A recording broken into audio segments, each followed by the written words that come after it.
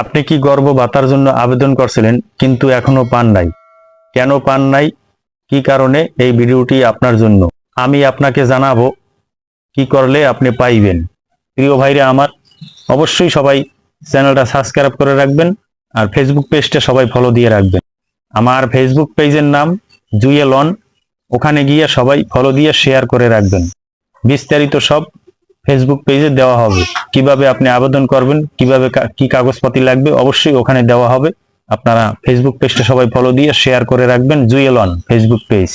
সরকার প্রতি বছর গর্ভবতী মায়েদের জন্য এই ভাতাগুলো দিয়ে থাকে, কিন্তু অনেকেই পায় না। এর পিছনে সাধারণ কিছু কারণ থাকে, কাগজপাতি অথবা ভুল তথ্য দেওয়া।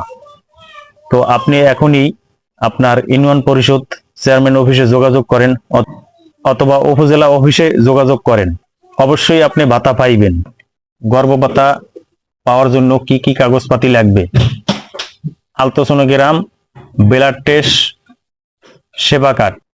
সেবা কার্ড আপনি পাইবেন সরকারি হাসপাতালে। 5 টাকা টিকিট কেটে ওদের কাছে জিজ্ঞাসা করবেন সেবা কার্ড দেয় কত নাম্বার রুমে, তা ওনারা বলে দেবে।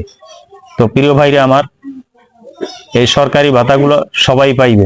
এই গর্ভবতী মায়েদের জন্য এই সরকারি ভাতা দেওয়া হয়।